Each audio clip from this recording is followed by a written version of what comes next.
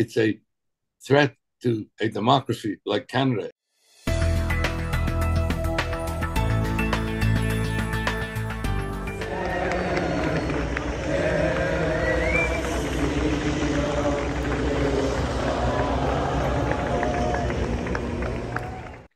Thank you very much, Mr. Cotler, for taking the time to join us for this interview.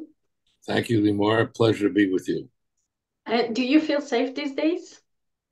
I personally feel safe because I have 24/7 protection. I have exemplary protection from Canadian law enforcement authorities. It actually began a little over a year ago when in landing in Montreal from trip to Washington with my wife, we were contacted by the RCMP saying that they were coming to meet with us. And in a word, they advised me then that they had credible evidence, quote, of an imminent and lethal threat on my life. I said nothing then, ironically. At the time, not knowing this, I had an op-ed published in the Toronto Globe and Mail newspaper at the time, which warned against transnational repression by the what I call the axis of authoritarian evil, namely Russia, China, Iran, also joined in by North Korea. And I said this required a wake-up call by the community of democracies.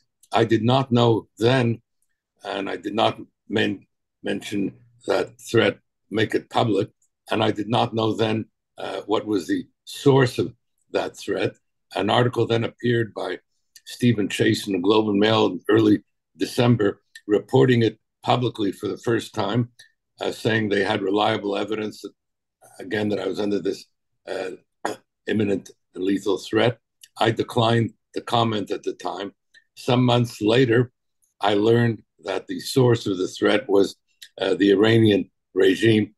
I still declined to comment until recently the Globe and Mail, in a front page story, a very well-sourced, authoritative piece by Bureau Chief Robert Fife, reported on the fact that I had a month ago received a threat to assassinate me within 48 hours. I was to attend the 60th anniversary of my McGill Law School reunion, and then was advised that day not to go because they had clear evidence of an imminent threat. I did not go. Again, said nothing about it. The story then broke this past week, and what I found comforting in that regard, in relation to your initial question, was that both houses of Parliament, House of Commons and the Senate, unanimously voted to condemn the Iranian threat and to support my own advocacy. Why that was important was at a time that we have rather divisive parliaments, even amongst the community of democracies. It's rare to get a unanimous resolution on anything. And here there was this unanimous resolution by both houses. So that made a strong statement by a democracy condemning, as I say, the transnational repression and assassination attempt by the Iranian regime. And that, I think, is what all this is all about. It's not about me personally. We have a phenomenon now of transnational repression and assassination. Iran is the leader in that authoritarian axis, but it's not alone, as I wrote in that op-ed. But it has intensified its threatening behavior post-October 7th. My colleague Masih Alinejad, the leading Iranian American human rights dissident, has been threatened with abduction and murder, etc. Leading American officials have been so threatened.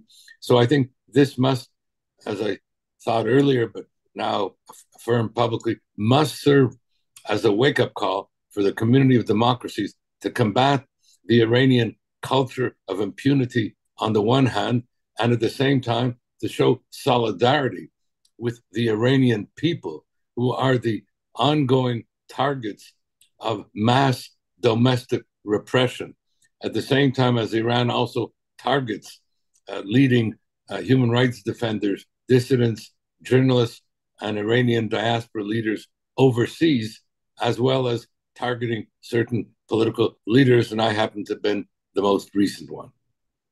So I want to ask you, first of all, do you have any more information about the two suspects who were reportedly tracked by the authorities in Canada? No, I have no information. Nobody has advised me. I read, as you did in that article, that there were two suspects. I read that somewhere that the two suspects had been apprehended. I've received no information about this, so I can't speak to that.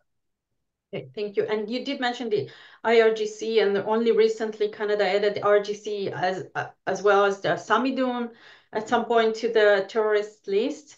But we do see, the past weekend in Montreal, there were IRGC flags. Sometimes in Toronto, we see Hezbollah and IRGC flags waved in protest. And I wonder, I've seen this weekend, we don't want no two-state solution, all the Zionist races. It's really clear that Jewish in Canada, the Jewish Canadians do not feel safe at this point. Problem is not the absence of law. The problem is the lack of enforcement of the laws. I can tell you as a former Minister of Justice and Attorney General that there are a wide variety of criminal offenses that are being committed on a regular basis within the framework of this explosion of anti-Semitism in Canada and internationally, whether it be mischief or incitement to violence, or whether it be counseling to violence, etc., etc. But unfortunately, the law is not being effectively enforced, and we are lacking moral and political and juridical leadership by the governments of the community of democracies that have to not only condemn what is happening, and condemnations are important, but words have to be matched by deeds that have to act to enforce the law and ensure that these kinds of demonstrations in breach of criminal code laws and the like are in fact combated, and that arrests are made, and that the leadership is effectively exercising the enforcement of the laws. Thank you. So you touched this because you were a former justice minister, and I want to ask you, really, I have my version of it didn't start on October 7th, as the, pro-Palestine always say, it didn't start on October 7th.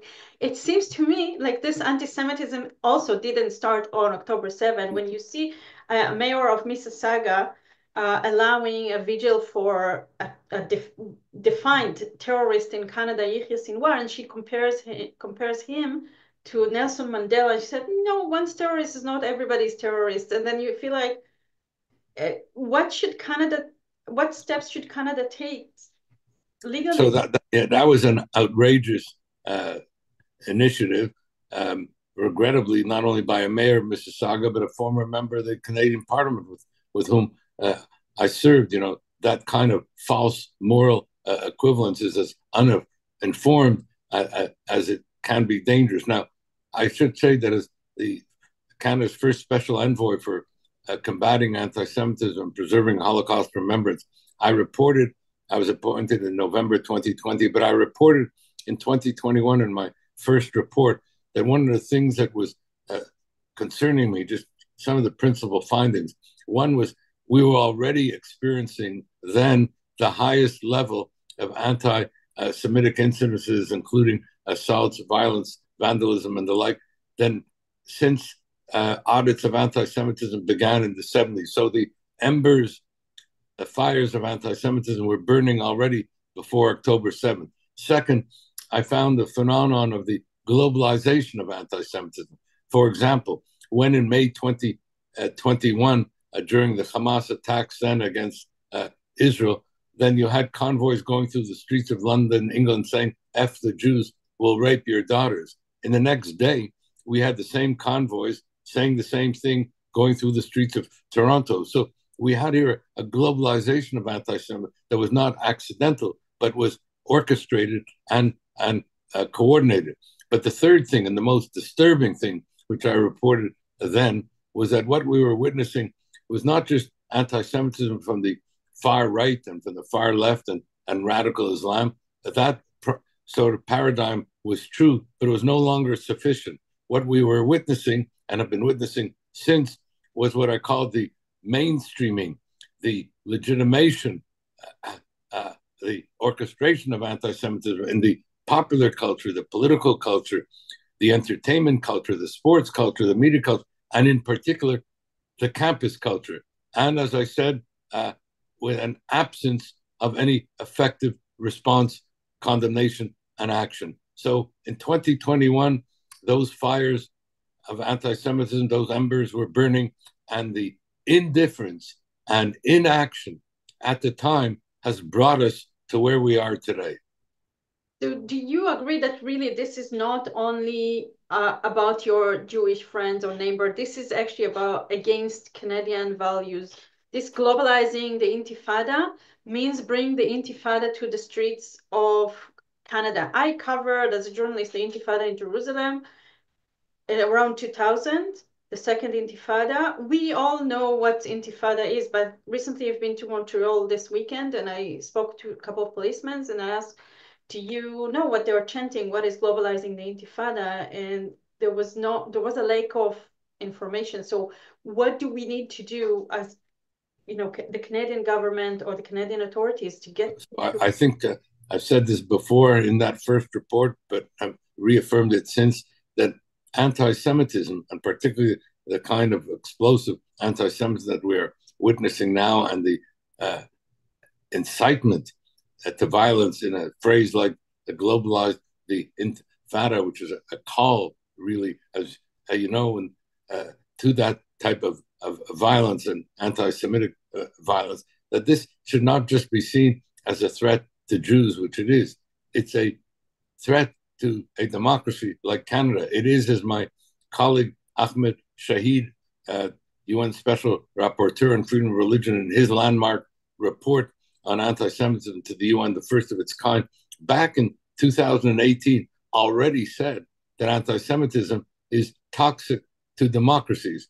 And as we both said, it is a standing threat to the national security of democracies. It is the canary in the mineshaft of global evil. And if we do not act, then it will continue to not just threaten Jews, but to threaten our human security, our fundamental freedoms, and constitute an assault on the international rules-based order, as we sometimes seek to call it, but it is hiding behind that rules-based order. We have to call it out, unmask it, expose it, and hold those perpetrating it accountable. Thank you. And I want to ask you about immigration policy in a way, because recently there was a rise of terrorism involving Canadians. Canada exporting some terrorists. So for example, we had an Alberta man travel to Israel. He ended up in Moshav Netiv HaSara on the border with Gaza, one of the places that have been evacuated after October 7. And he got out of the car with a knife, planning to stab the guards. He got shot and dead. And then we have another individual was arrested on his way to New York for plotting to commit suicide or some kind of terror attacks just before the holidays in Jewish neighborhood. And then we had another father and a son in Toronto. The father was already appeared in ISIS videos in the past, but end up he was immigrated to Canada, and both planned to attack Jews with machetes in the street. They got arrested before, but consider all those incidents, and there is criticism about Canada immigration policy. Do we need to make changes? Well, I think we do need to make changes. I discussed this with the immigration minister, Mark Miller. He's started to make those changes. What we need, as I said to him, is we need much more effective vetting. Our vetting is not sufficient.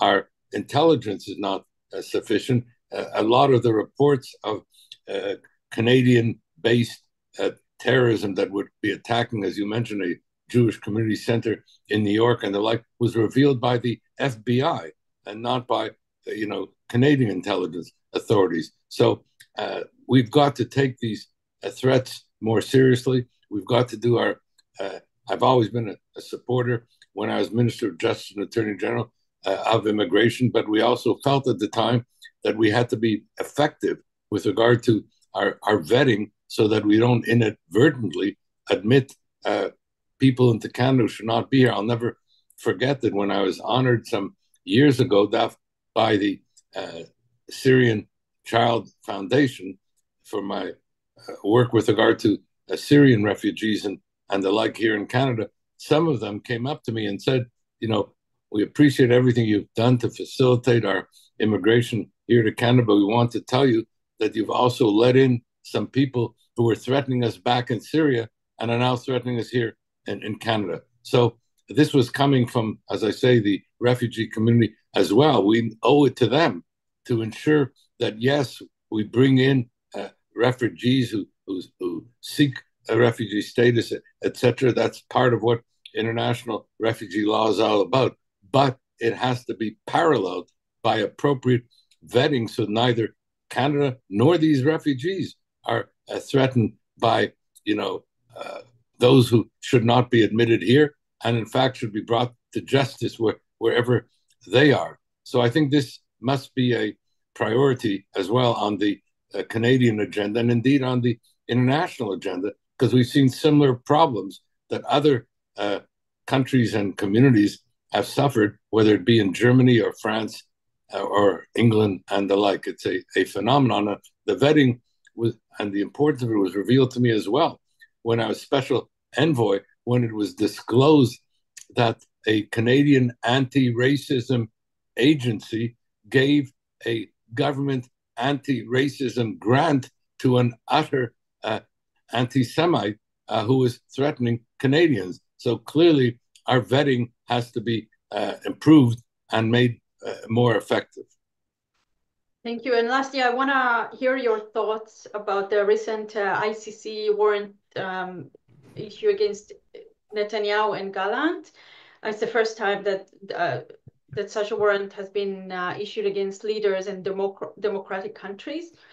But what stance should Canada take on this matter? Because I've heard Prime Minister Justin Trudeau said that we should follow the ICC warrant. At the same time, somebody from his own party, the government party, Anthony Housefather, said it should not happen. United States said that we will not honor this warrant. So what do you think Canada should do?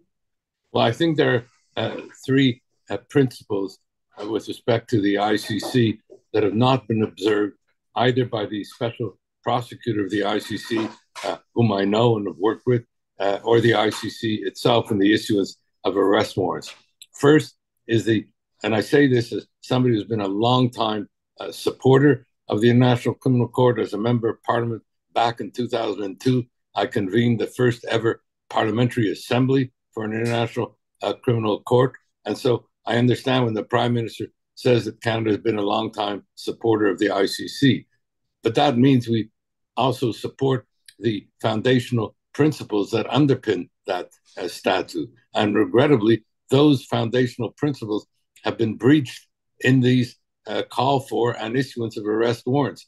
First is the principle of complementarity. The ICC is supposed to be a court of last resort. It's not supposed to substitute its judgment where there exists a robust and independent judiciary. Karim Khan, the special prosecutor, has recognized, and I'm using his words, that Israel has a robust judiciary. And so the seeking of arrest warrants where there is such an independent judiciary is, in my view, the first problematic breach of the ICC statute. Now, let me say that under the statute, it has to do with the investigation of the individuals who are suspects, not just a matter of having an independent judiciary. That's why I've supported what Israel should do, I believe, for domestic reasons as well as international reasons. That is to establish an independent commission of inquiry at this point. If it did that, I believe that the special prosecutor then be obliged even to, in fact, terminate the arrest warrants, let alone the fact that I think it would be important for Israel, where close to 80% of the population has felt that such an independent commission of inquiry is warranted for purposes of actually securing accountability and responsibility for the failures of October 7th. That's the first thing. The second thing is, even more importantly, is the principle of cooperation. And that is another foundational principle. Now, I helped facilitate a prospective meeting between Karim Khan and the Israeli leadership in order that this principle of cooperation, could be implemented and to foreclose what were to become the issuance of arrest warrants. But on the very day that an ICC team was to come to Israel to implement that principle of cooperation, that visit was canceled unexpectedly by the special prosecutor, who then that same day went on public TV and announced that he was going to call for arrest warrants to be issued. That, to me, was a breach by the special prosecutor of his own foundational principle of cooperation, which he espoused. And the third thing, which is perhaps the most important thing, is that the special prosecutor is right that no one is above the law.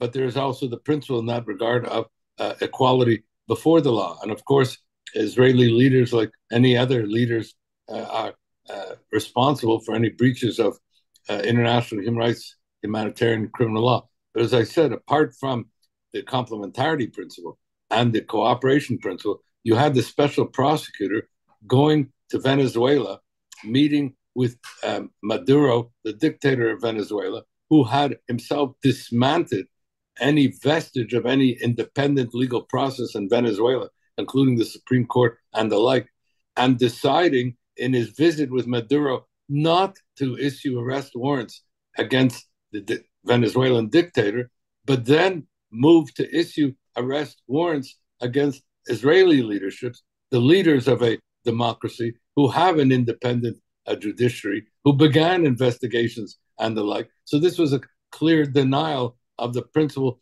of equality before the law. And so here I think the special prosecutor has acted in a manner, breaching that principle of equality before the law when the head of a dictatorship does not have arrest warrants issued against them, and the heads of a democracy do.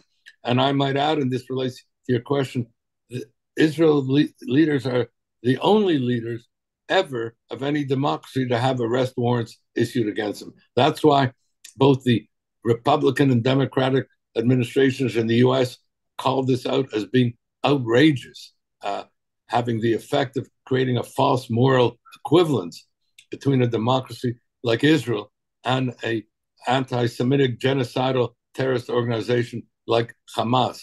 That kind of false moral equivalence itself undermines the rule of law, undermines foundational principles of law, let alone with regard to the ICC. So I believe at this point that based on those three principles, our own prime minister would be well advised as a supporter of the court not to go along with the issuance of arrest warrants. Such a thing is not imminent anyway. The Prime Minister of Israel has not visited Canada since 2012.